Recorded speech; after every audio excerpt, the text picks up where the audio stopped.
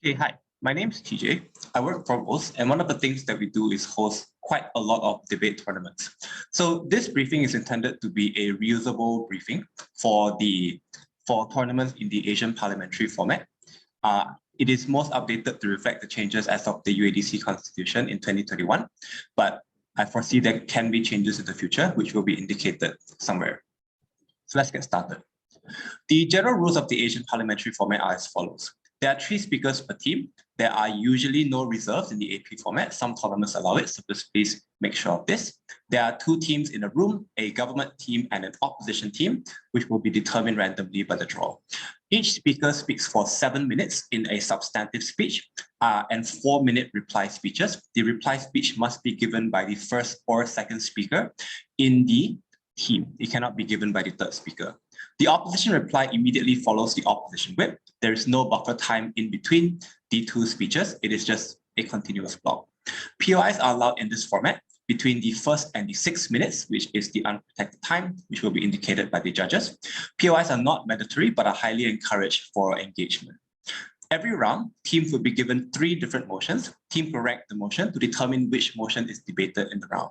There are 30 minutes preparation time after the motion is dropped. This includes time for motion rankings and clarifications. So once the motions are released, you need to start your preparation timer immediately. There will not be any additional preparation time given once the 30 minutes is up. The format is as follows. There are 3 speakers, as mentioned earlier, a government team and an opposition team. The debate starts with the Prime Minister, which is the first speaker of the government who is supporting the motion.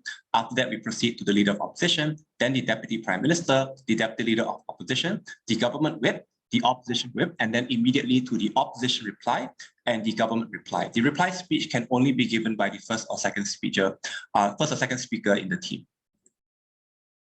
Motion rankings. This is arguably the most important and most confusing part of Asian parliamentary debating. So it's quite important that teams be clear about it. So every round, teams will get a set of 3 different motions. Teams are required to rank the motions from the most preferred to the least preferred. So you rank them like 1, 2, and 3. 3 being the least preferred, this is an automatic veto. So if you rank a motion 3, that motion will not be debated in the round. That's why it's called a veto. 1 means the motion that you most prefer, and 2 is the motion that is like somewhere in between. Note that different circuits have different conventions for ranking motions. Like, so some circuits, they just rank them like 1, 2, 3. Some circuits, they rearrange the motions. So especially in the era of online debating, it's important to be clear. Just be specific when releasing the rankings to your opponents. So say we veto motion 3, we prefer motion 1. And then you can sort out the vetoes from the other side and then figure out which motion to be debated. You'll probably have to contact your opponents either in a Zoom breakout room or over Discord, but it needs to be done within the first 5 minutes of preparation time. Motion ranking should not take more than 5 minutes. If it takes more than 5 minutes, the ADJUDICATOR and the OC can intervene. So how does the ranking works? So given a set of 3 motions, teams are supposed to rank the motions and present the rankings to your opponents. So let's say given a set of motion 1, 2, and 3, the government ranks the first motion as first, so they prefer the first motion, they veto the third motion. The opposition vetoes the first motion and prefers the second motion. So in this case, given that both teams have vetoed different motions, the motion that's been vetoed will not be debated, so you just cut it out. You are left with motion 2. This will be the motion debated for the round. There are a couple of other very common combinations as well. So if teams veto different motions, then you just automatically debate the motion that has not been vetoed by either team. That's quite straightforward. If teams prefer the same motion, then you just automatically debate that motion as well. It's quite straightforward as well. So I think is like the easy part. Things become a little bit tricky when teams veto the same motion, however, they prefer different motions. So in a condition where the Gov has a ranking of 1, 2, 3 and the Op has a ranking of 2, 1, 3, both teams vetoed the third motion, but they prefer different motions. In this situation, what happens is that a coin toss needs to be made. So the team that wins the coin toss will get the motion that they prefer. Online debating, there's a lot of different alternatives for doing a coin toss. The easiest one would probably be using the Google coin toss. Just share your screen on Zoom, get your opponents to call the coin toss, and you flip the coin. Whoever wins will get the motion they prefer. Alternatively, if you have the Here bot installed on your Discord server, you can use the command .coinflip in any text channel, which will randomly flip a coin, and then you can use that to determine which motion to be debated. Yeah, so that's how the ranking works. After the motion rankings, just explicitly confirm with the other team on the motion being debated. You don't want to end in the unfortunate situation where you thought we were debating motion 1 and your opponents thought that we were debating motion 2, and both of you prep different motions. In the very unfortunate circumstance where after 25 minutes of prep, you enter the room and you realize that both teams prepped different motions, what happens is that the chair will give both teams an additional 10 minutes to prepare for the third motion. That is to say, the motion that neither team prepared for. So if the gov prepared for motion 1 and the op prepped for motion 2, and the judge comes into the room and to find out that you have not prepped the same motion, in this case, the judge will give you another 10 minutes to prep motion 3. That is the motion that neither of you have prepped for. It is not an ideal situation for anyone, so just try to avoid it by confirming the motion to be debated at the very start of that. The maximum time allocated for motion rankings is 5 minutes. If your opponents are unresponsive for 5 minutes after motion release, you can't find them on Discord, in Zoom, wherever, it's quite possible maybe they've disconnected or they've dropped out for the round. You have to inform the CAP and the OC that you are not able to contact your opponents. In the situation where after 5 minutes, your opponents are still unresponsive, you can immediately move on to prepping the motion that you prefer the most. If at some point your opponents show up later on, unfortunately, the ranking or the time for ranking motions has passed, they will have to default to the motion that you prefer most, or they will have to forfeit the round. So that's in the interest of fairness. It's not fair for one team to hold back the prep time of another team by being late or not showing up to the discussion itself. Importantly, just you have to inform the CAP. Don't immediately move on to prepping the motion, because it's possible that your opponents may not be on the communication platform that you are trying to contact them on. Okay, motion types. There are generally 3 different types of motions that you will see at regular tournaments. The first type are policy motions.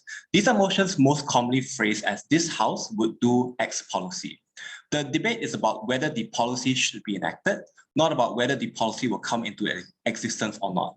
The actor in question is usually the government, unless it is clearly specified otherwise, because most policies are passed by legislatures and states all around the world.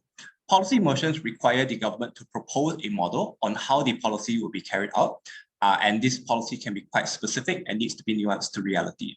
So examples of policy motions include this house would ban smoking, this house would ban guns. So like the banning of this subject is a policy in itself. Important thing to note about policy motions is that the proposition team or the government team gets a degree of proposition fiat. Prop fiat allows the gov teams to assume that the policy will come to pass in the way that they envision it to, meaning to say it is illegitimate for op teams to argue that the policy will be rejected by parliament. So for example, in the motion, this house would ban guns, the prop has fiat to create gun collection centers to repurchase guns from people at higher than market rate using taxpayer funds. So it is not legitimate for op to come up and say that the policy should be rejected because it's very expensive. The government team has the fiat to say that they will allocate tax funds towards the policy, and the op has to assume that taxpayer funds will be allocated. Again, policy motions are not really about the process of passing legislation, which can be quite long and drawn out. It is rather about the merits of the policy itself, and that's what teams should be debating on. Importantly, prop fiat does not allow the gov teams to assume that the implementation of a policy will lead to beneficial outcomes. That needs to be proven analytically by teams in the round. Prop fiat also does not allow gov teams to assume the policy will be carried out perfectly or effectively. The proposal will still be subject to the constraints of reality, and the likelihood of success and the efficacy of the policy are still things that the government team must provide reasons for to justify why the policy brings greater benefits than harms. Also, in policy debates, the opposition team is not always obligated to defend the status quo, that is the world as it is now. The op team has the option of proposing instead a counter policy using the same fiat or the same resources and political capital that the government policy has access to. In the case where an opposition team chooses to counterprop, the counterprop must be clearly explained in the first speaker, that is the leader of the opposition. If it is explained in second or third, it will not be credited in the round. Symmetry of fiat means that OP gets access to the same capital and resources used in the Gov policy. It cannot use significantly more resources because while the Gov can assume that the policy will come to pass, OP can also assume that the counter policy will come to pass. The counter policy cannot use significantly more resources. If not, that wouldn't be a fair debate any longer. The counter policy must also be mutually exclusive to the Gov policy because if not, it will not be a viable opposition to the motion. And it is possible, entirely possible for the government team to then absorb the aspects of the counterprop that are not necessarily mutually exclusive to the policy in the round. The next type of motions are analysis motions. These are motions most commonly phrased as THBT, or this house believes that, this house prefers, or this house regrets. In analysis motions, teams do not have the fiat to implement a policy, and teams need to explain why the things that they claim would happen are likely to happen in the counterfactual. In analysis debates, you also have the benefit of hindsight. So if, for example, this house regrets like colonialism, you have the benefit of looking at what has happened before in the past and then making an evaluation as to whether or not the harms outweigh the benefits. The debates are usually evaluated from the perspective of a neutral observer, unless it is explicitly specified to be an actor debate, even though the aspects of analysis motions still apply. THBT motions are usually what we call truth value debates. This is a discussion as to whether the statement itself is true or false. It usually does not involve a counterfactual or reimagined world. The debate occurs in the real world as is. Note, however, in some cases, it can be strategic to analyze the likely counterfactual anyway, because it will serve as the point of comparison. If you claim that the status quo creates a set of problems, you can then explain why the alternative world where these things do not exist is less likely to be an issue. For example, motions like this house believes that Donald Trump is a villain. The debate is just about whether or not we can quantify or qualify Donald Trump to be a villain. What exactly do we consider a villain in society? These motions specifically may not require a counterfactual, but some THBT motions will probably require it. Value judgment debates are motions that start with this house regrets, this house supports, this house prefers. These types of motions require teams to describe and compare a reimagined world against the status quo. Note in these kinds of motions, the opposition teams must defend the status quo and they cannot invent a new point of world as their point of comparison. So for example, the motion, this house prefers a world where everyone has superpowers. Opposition must defend the status quo, which is a world where no one has any superpowers, instead of a new fantasy world where only some people have powers, because that's no longer a fair debate to be had. The most likely counterfactual, meaning the reimagined world that serves as the point of comparison, is up for contention in the round. Teams need to give reasons why the world is likely to look the way that they describe it to be, why people are likely to react in the ways that you want them to. So government teams do not have the ability to argue their counterfactual by fiat. They need to explain reasons as to why it is likely to be true. So for example, in the motion, this house regrets the dominant social preference for optimism. Government cannot argue that a world without optimism will be objective, neutral decision-making by fiat. They must give reasons as to why this is likely to be the case. Similarly, on opposition, it is perfectly legitimate for op teams to challenge and contend the most likely counterfactual. So again, in this motion, the opposition teams may come up to say that the most likely counterfactual is a degree of pessimism and depression. And if they provide reasons as to why that is the case, then that's something that's legitimate in the round that the government needs to contend with. Value judgment debates, or the other form of it is, this house prefers X over Y. So if the motion explicitly specifies the 2 points of comparison, i.e. X against Y, the Gov teams must argue why X is preferable to Y, and Op teams must argue why Y is preferable to X. Op teams cannot instead decide to defend Z and argue for Z to be better than X. This is a new point of comparison that will not be given credit by adjudicators. So for example, in the motion, this house believes that minorities should assimilate instead of isolate. Opposition teams must defend isolation to be preferable to assimilation into the majority. They cannot defend a third option, such as emigrating. And in the cases where they do, it will not be credited by adjudicators, but will probably not be very persuasive anyways.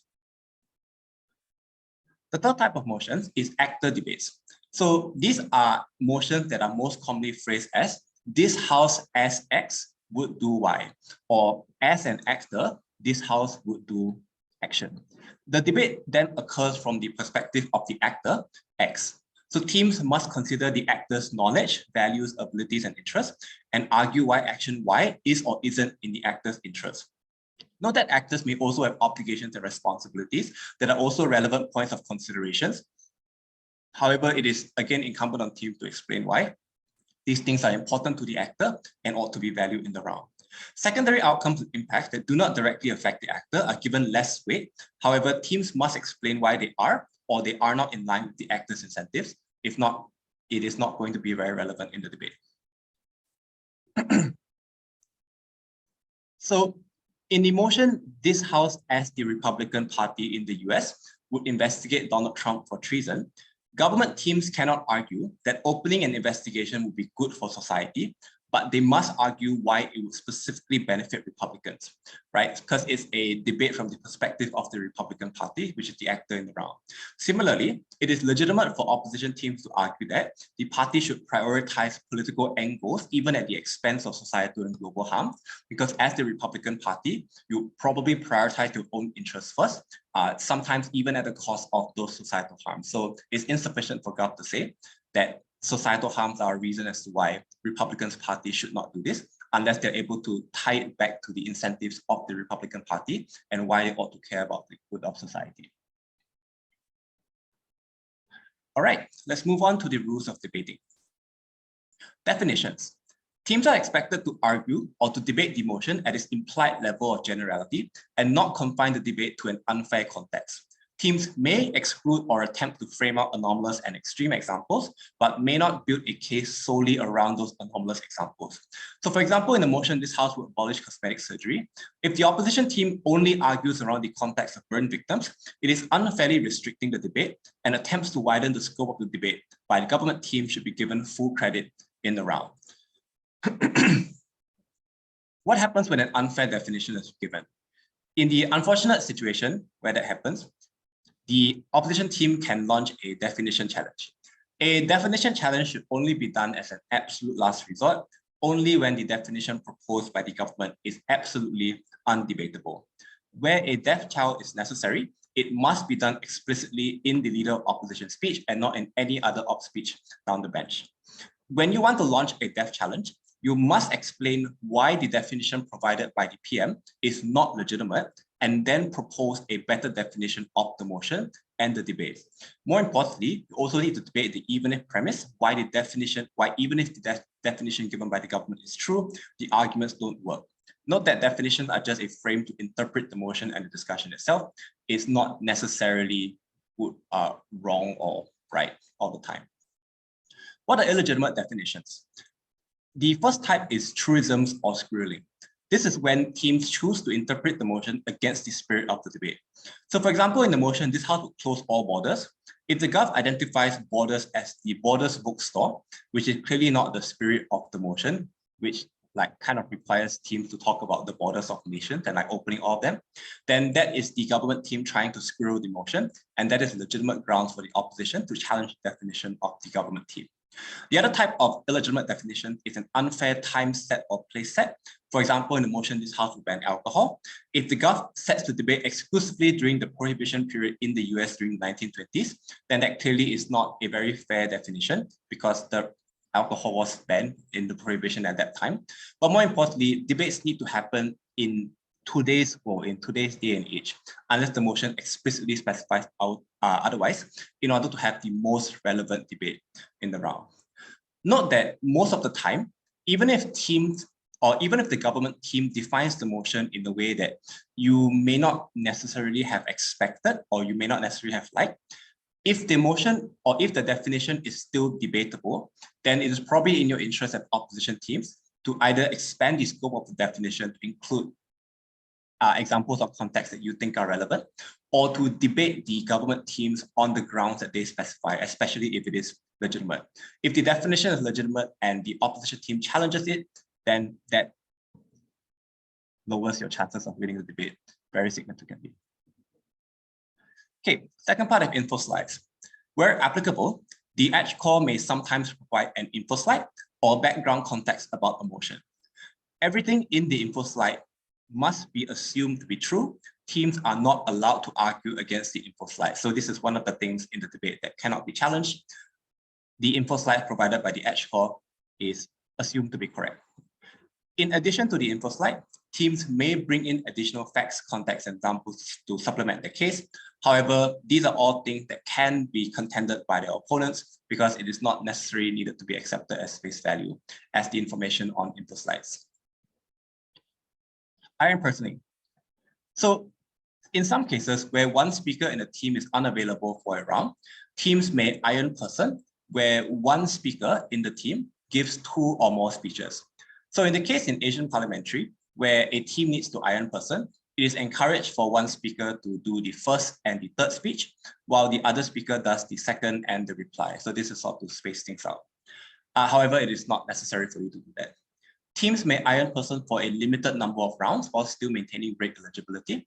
So for tournaments with 4 or 5 rounds, usually you can iron up to 1 round and still be break eligible. For tournaments with 7 to 8 rounds, you can sometimes iron up to 2, sometimes 3 rounds, depending on the policy of the tournament. If you iron person more rounds than that, then your team will no longer be eligible for the breaks.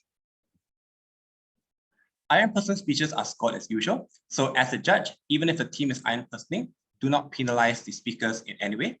The iron person will receive the higher of the 2 scores at the end of the tournament, while the missing speaker will not receive any they will not receive any scores for the tournament. Adjudicators are to judge the debate as they would in normal round. So for adjudicators, when a team is iron personing, what you need to do is to indicate on the ballot that a team iron person. So on Tabicat, through your private URL, you should be able to see this option here. So you need to click on this and then select a speaker spoke twice and iron person speech in order for the ballot to be submitted. Mark the lower of the 2 speeches as a duplicate speech. So the speech that is marked as a duplicate will not be awarded to the speaker at the end of the tournament. The speaker will be awarded the higher of the 2 speeches. So in this case, you can see that the first and the third are iron personing. You will mark the first speech as the duplicate because it has the lower score overall. Finally, about new material. So whip speeches, especially opposition whip, as well as reply speeches, must not have new material, as it is unfair for the other team to not have a chance to engage that particular material in the round. New material is defined as any material that drastically alters the traction of ideas presented previously, or analysis that opponents cannot reasonably expect from the previous speeches. These are things that are just completely new and sometimes can change the outcome of a debate. However, if it is presented very late in the opposition whip, adjudicators need to take note of that and cannot give that material full credit in the round. Note that whip speeches may bring in new rebuttals, new framing, examples, impacting, comparisons, and weighing, provided it can be tied back to existing material in the debate. So it's not to say that whip speeches cannot have anything new, but the new stuff that comes in the whips needs to be able to be connected back to existing material in the round. If it cannot be, then it is harder for adjudicator to credit. Whips may not bring in new arguments, entirely new lines of analysis, entirely new stakeholders, etc., because that is altering the traction of material presented in the round. However, they may bring in the stuff that is presented earlier. Note that reply speeches may not have responses or rebuttals. New responses, new rebuttals in the reply will not be given credit by the adjudicators. However, reply speeches can bring in new examples for existing arguments, new framings or points of comparison. These are things that are allowed in the reply because they supplement existing material in the round already. So what happens if a team violates the rules? Adjudicators should not penalize teams of speakers for violating the rules, i.e. you should not deduct speaker scores, you should not default to an automatic loss, etc. Rather, adjudicators should just not credit material that violates the rules. So for example, in the case where there is a contradiction in a team's case, adjudicators should credit the first claim, but not the second, but they should not penalize speakers beyond that. So if a speaker claims A and later claims not A, the only penalty is the time spent talking about not A that is not given credit. Judges should not go beyond that to deduct their speaker scores or to default to an automatic loss. So for example, you want to credit new rebuttals, but not new materials in the whip. Okay, edge feedback. After the adjudicator delivers the oral adjudication or the RFD, teams must rate the judge's OA through the feedback system. So on your private URL, you usually have the option to submit feedback. Submit feedback on the judge or the judges that delivered the OA in the round. Adjudicator feedback is necessary to provide the CAP with information to make allocations for future rounds and eventually determine the judge break in a meritocratic manner. So it's important that teams submit edge feedback. If not, the CAP will not have enough information to break judges accurately. Teams should only rate judges that delivered an OA and only based on the quality of the OA itself, not on any additional feedback given afterwards. So sometimes teams will approach judges for feedback. Adjudicators are welcome to provide feedbacks to teams, but the ranking or the feedback on the edge should not be based on any additional feedback received after the OA is done. As far as possible, teams should be fair in their feedback. They should not rate a judge poorly just because they gave them the loss, just because you felt the loss was unjustified. Listen to the reason that the judge gave to justify the loss to you. If those reasons are not persuasive, then the judge should get a lower feedback. But if those reasons make sense, even if you're not happy with the loss, you should still rate the judge fairly in the round. The Athens scale of rating judges is as follows between 1 to 10.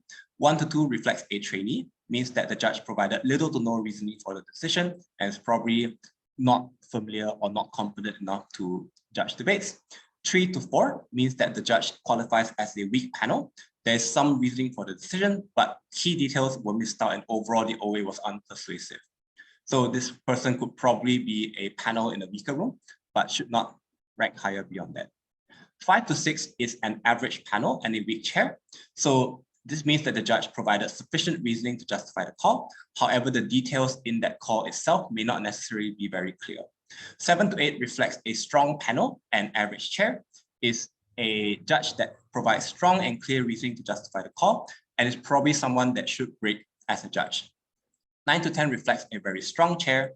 This means that the judge gave very clear and persuasive oral adjudication. Definitely chair material, should judge the grand final, should break overall, and should be allowed to chair relatively high rooms as well. So this is the Athens scale. Please try to score judges accordingly to it. Okay, next part to this is regarding adjudication. So the general rules of the Asian parliamentary format is as follows. In most 3-on-3 debatings, it is ballot voting. This means there are no discussion among the panels before ballots are submitted. All voting members of the panel fills in their own ballot, submits their ballots before having any discussion. Tabicat now allows for separate ballot submissions, so each panelist submits their own ballots through the private URLs. You don't need to send your score to the chair any longer. There should not be low, point, or tied wins. The team that wins must have higher total speaker scores than the team that did not win in the round. So in Asian parliamentary, there are 2 common types of OAs. The UADC format requires each member of the panel, including trainee, to deliver an OA to the teams. Teams then rate each judge individually. There's no discussion within the panel beforehand. Panels are welcome to discuss afterwards, of course, but panels are not allowed to listen to the previous judge's OA before delivering their own. So they just wait outside the room.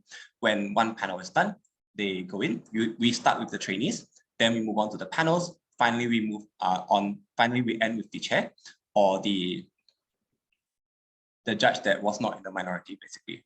Judges of the same panel do not rate each other for the very simple reason that you did not discuss the results. You don't understand the reasoning that a judge provided. Feedback is provided solely by teams in this format of OA. The Austro/WSDC format of providing OA is slightly different. Again, each member of the panel makes a decision and submits their ballots individually, so there's no discussion. However, before the OA is done, the panel discusses the results after the ballots have been submitted, so the results cannot be changed afterwards. So after the panel discusses, one member of the panel is going to give the OA to the teams instead of all members. Usually this will be the chair of the panel, unless it is a split decision with the chair in the minority. In that case, one of the panelists in the majority will provide the OA instead to the teams in the round. Teams should only rate the judge that provided the OA. In this situation, you should not rate other judges on the panel that did not provide an OA because you do not have any basis to rate them on. The chair rates panels and trainees. The panels rate the chair. So that's how the feedback system works in this particular form of oral adjudication. Just be clear about which format of OA is being used at the tournament so that things are consistent across rounds. Okay, so as an adjudicator, you should be the average reasonable voter.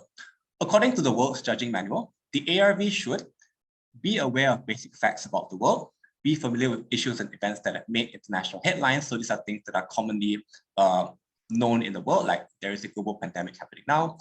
Hopefully it will resolve sometime in the future. The ARV should also avoid utilizing personal knowledge that they have of the topic. They should give little credit to appeals merely to emotion or authority that is not backed up by structural analysis. They should also avoid presuming a geographic, cultural, national, ethnic, or other backgrounds when assessing arguments, but rather should be the global informed citizen that is not belonging to any particular country. They should also avoid preferencing arguments of styles of speaking that match personal preferences, that rather should objectively evaluate the material that was presented in the round. Finally, they should also assess the merits of a proposed policy, solution, or problem, separate from any personal perspective in relation to it. So you may not necessarily agree with a policy that's being debated, but you need to be able to divorce yourself from your biases and your beliefs and adjudicate the debate fairly without bringing your own beliefs into it. Note, however, that the adjudicator should also be an expert in the rules of debating and credit material accordingly. So the only time when the edge can kind of intervene in the debate is firstly when there are logical contradictions, even if they are not pointed out explicitly by the other team. If a contradiction is severe enough to hurt a team's case, then as a judge, what you need to do is to credit the first claim that's made and do not credit the contradictory claim, as well as any impacts and implications that flow off the contradictory claim in the round. Self-defeating claims are similar. It is a claim that cannot possibly be true. In this case, even if it is not explicitly pointed out by the other side, the adjudicator can point out the fact that this claim doesn't really make logical sense and therefore not give it credit that teams think it may deserve in the round. This is the only aspect where adjudicators need to take note of the rules of debating. Okay. In evaluating burdens, the burden of proof to be met to prove a claim in Asian Parliamentary is the balance of likelihood. So if a team claims X to be true and gives reasons why X is more likely than not to be true, that claim should be credited as such. So it doesn't matter whether you may not personally believe that claim to be true, or you may be aware of other contexts. So long teams provide reasons why that claim is true, that is enough for the judges to be convinced by it, and it's the onus on the opposing teams to respond to that reasoning and explain why it's untrue. Burdens are conversely symmetric. So if it's Gov's burden to prove that the harms outweigh the benefits, it is the op's burden to prove that benefits outweigh the harms. Adjudicators should not use differing standards of proof when evaluating clashes. You need to be fair and objective, and you need to be fair to both teams as well in the room. Adjudication should be holistic. It needs to be comparative and not abstract in a vacuum. So the justification as to why a team wins a clash needs to be why X harm outweighs Y benefits and not why X harm is bad independently. Because policies are seldom perfect, they bring both harms and benefits. The question is whether the harms outweigh the benefit or vice versa. Except in extreme cases, adjudicators should be non-interventionist and adjudicate the debate that happened as opposed to the debate that they might have expected to see. So if teams may have defined the motion in the way that you may not have initially expected, you should still judge the debate that happened as it is, as opposed to stepping in and imposing your own interpretation of the debate onto the debate that happened. So adjudicators should also not step into complete arguments or read into impacts that are not explicitly presented by teams in the round. That's stepping into the debate, and that is unfair judging. The burden is always on teams to explain the weight or the priority that an argument should be given in the round, and why that argument is more important than their opponent's claims on a certain metric. Teams will often use a variety of different frameworks, criteria, or metrics to compare their arguments while contesting each other's metrics for adjudicating the round. This is like good debating where you contest the metrics itself. When that happens, adjudicators should not default to a single metric or their preferred metric. So Sometimes it might be just utilitarianism, but rather should utilize the most relevant metric in the round when assessing the claims made by debaters. To identify the most relevant comparison metrics, adjudicators should consider a couple of things. The first is whether there's an explicit metric that teams agree on. So if all teams agree that the debate should be judged on outcomes, then that's probably the metric that you want to judge the debate by. Whether there's an implicit metric that teams agree on. So even if teams don't explicitly say that outcomes is the metric, if all the arguments made in the debate revolve around outcomes, then outcomes will probably be the metric judged around. Where there are different metrics, which metrics have been proven more substantially. So if one team is making a utilitarian argument and the other team is making like a non-contingent or a non-utilitarian argument, like an anti-utilitarian argument, then there are different metrics to evaluate the clash, and the judge needs to default to the metric that has been proven more substantially by the teams. When both teams attempt to prove their metrics, then it comes down to which team has given the best reasons to believe that metrics to be most important in the round. This is probably the highest level of debating where teams are actively contesting the metrics used to judge the round. And as an absolute last resort, if teams do not do any weighing or any comparison on basic metric, the judge should then default to the metric of what the average intelligent voter would choose. So what a neutral person would do in that particular round. This is probably not an ideal situation, but you must want to choose the metric that's as fair as possible. Okay, engagement.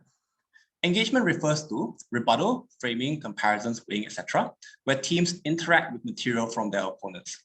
It is important for teams to engage their opponent's material to show comparisons of importance. So just because material is not engaged, like unengaged material is not immediately believable and debate winning, it still needs to be assessed for its persuasive value. So if a team just asserts like one thing in a one-liner and your opponents ignore it, just because it wasn't engaged doesn't necessarily mean that the judge must give like amazing amount of credit to it because it's an assertion that hasn't been proven.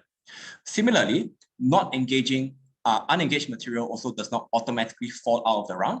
It still exists and needs to be considered. So if a claim is proven quite substantially in the PM and is not engaged in any speaker of the opposition bench, just because it isn't engaged doesn't mean it loses relevance or fall out of the debate. It still exists, it still stands, and the judge needs to evaluate that in the context of the debate. Note finally that not engaging some material is not grounds for an automatic loss. The value of that unresponded material still needs to be compared against material that was proven by the other side and make a holistic comparison as to what is the most important thing in the debate and what we ought to prioritize in the comparative. Adjudicators should also be considered experts in rule of debating and to use this to evaluate claims made in the round. So asserted claims, that means claims that are not backed up by any reasoning, should be given less weight, even if the lack of reasoning is not pointed out. Again, the burden of proof is balance of likelihood. If there isn't any structural reasoning proving why a claim is true, then that claim is assertive at best and should not be given as much weight as claims that are proven analytically in the round. Contradictions can also be caught by the edge, even if opponents don't point it out and assess accordingly. When assessing contradictory material, you credit the first claim made, but not the second contradictory claim. Anything that hangs on the second contradictory claim also does not receive any credit in the debate. That's how you assess contradictions. Finally, after the round. So depending on how the tournament is structured, sometimes if there's a panel of adjudicators, the chair will ask judges to leave the room. Sometimes the judges will move to a different room or they'll move to like a different platform like Discord to have like the deliberation and the OA. Judges make their own decision, they submit their ballots, and if it's required to have discussion, they'll have that discussion. The speaker scale for the Asian Parliamentary Tournament is 67 to 83, where 75 is the average speech at the tournament. All right, so if it is a schools tournament, then 75 would be the average school speaker speech, which may not necessarily compare to the average of an open tournament. If it's an open tournament, then 75 should reflect the average open speaker speaks. Yeah, and this is to be fair to the rest of the participants in the tournament.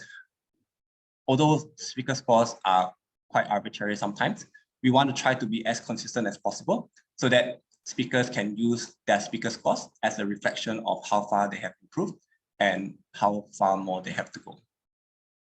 Be very willing to use the range. You don't have to constrain yourself to like 72 to like 78 and stuff. However, if you're going to use the range, make sure to be consistent across all rounds. Reply speeches have scores divided by half. So what you do is you score the reply as if it is a normal substantive speech, and then you divide it by 2. Please do not subtract 40 off the score, okay? So if the reply speech is scored as a 75, then dividing by 2 should create a 37.5. You should not drop 40 and then rate the reply as 35, because that is equivalent to the substantive speech of 70, which is considerably lower than it's actually worth. The winning team must have a higher total speaker score than the losing team. HappyCat enforces this, so if you try it any other way, it will not let you submit the ballot.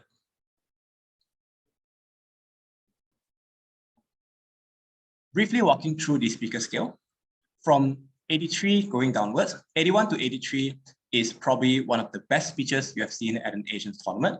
All of the speech was relevant to the debate, responses were damaging to the other team, substantiation was quite rigorous and concretized. It's a very, very good speech, likely to make the grand finals or even win the tournament. 77 to 80 is a very good speech in the format, or like a pretty good speech in the format. All of the speech was relevant to the debate, responses were generally strong, substantiation was generally rigorous and concretized. 74 to 76 is the average range of the tournament. So all or most of the speech was relevant to the debate. Responses were generally sound and logical. Substantiation was generally sound and logical, even though there might be some flaws in the use of logic or in the lack of examples and stuff. 70 to 73 is a rather below average speech. Majority of the speech was relevant to debate, but responses were generally dismissive, weak, and or substantiation was generally illogical. This would qualify as a below average speech. 67 to 69 is the lowest range of the tournament. This is where all or most of the speech was irrelevant to the debate. Either speakers were absolutely or mostly not responsive, absolutely or mostly no substantiation within the speech whatsoever. So if a speaker stands up, says hello, and then sits down immediately, there's literally no value to the speech. This is what a 67 speech would be. If teams make an effort to substantiate some parts of the speech, then probably can go up to 68, 69, or even 70 at that point. Finally, the oral adjudication. The verdict and the justification for the round is sometimes called the reasons for decision, or RFD, also known as the oral adjudication. It provides the results to the teams and an explanation as to why the judge came to that particular conclusion. OAs are required for all open rounds. So an open round is a round where teams get the results in the OA. Closed rounds or silent rounds are rounds where teams do not get the results or OAs. Depending on the judging formats used, the OA will either be delivered by all members of the panel in the UADC format, or will be delivered by one representative of the panel in the Austro/WSDC format. Teams will assess the judging ability through the OA and are going to rate the judge accordingly. So it is not just debaters who are competing for the break, adjudicators are also competing for the break as well. So that's why edge feedback is important. It should be reflective of the quality of the judge itself. The OA should be holistic and simple, with less time spent repeating what teams said in the round and more time on how it was evaluated and compared. So speakers were all in the debate. You don't have to repeat exactly what was said. Instead, you should focus on how that stuff was weighed and factored into the decision in order for teams to understand why they won or lost the round. Recommended format, you don't have to follow this if you have your own preferred format. Firstly, you want to state the verdict, who won the round, if there was a split, 2-1 split, or whether it was unanimous and stuff. Please state the results at the very start of the OA. Don't keep teams in suspense all the way into the end. Organize the OA into clashes or areas of disagreement between teams, if you prefer to do that. Walk through each clash, who won the clash and why. Finally, explain the importance of each clash and the argument and what teams said to persuade you as such. Finally, if you have any other miscellaneous comments you can make about the debate, you should probably put them at the end, because the OA is a lot higher priority. Note that in AP, the OA itself should not exceed 7 to 8 minutes. So each speaker is given the luxury of speaking for 7 minutes. The judge should also be given approximately 7 to 8 minutes to encapsulate the material that was in the round, and the reasons why they reached that particular decision. Please, especially in the interest of time, for tournaments that use the UADC format, don't give OAs that extend up to 10 or 15 minutes. If 3 judges give 15 minutes OA, that's 45 minutes. Already, this will significantly delay the tournament. So in the case where a judge exceeds the time limit for the OA, which will be defined at the start of the tournament, speakers are free to cut the judge off or to just tell them to wrap it up so that the tournament can move forward without delays. Thank you very much. This is all for the briefing. If there are any changes or updates, it will be reflected in the slides or in the link to this video. All the best in this tournament.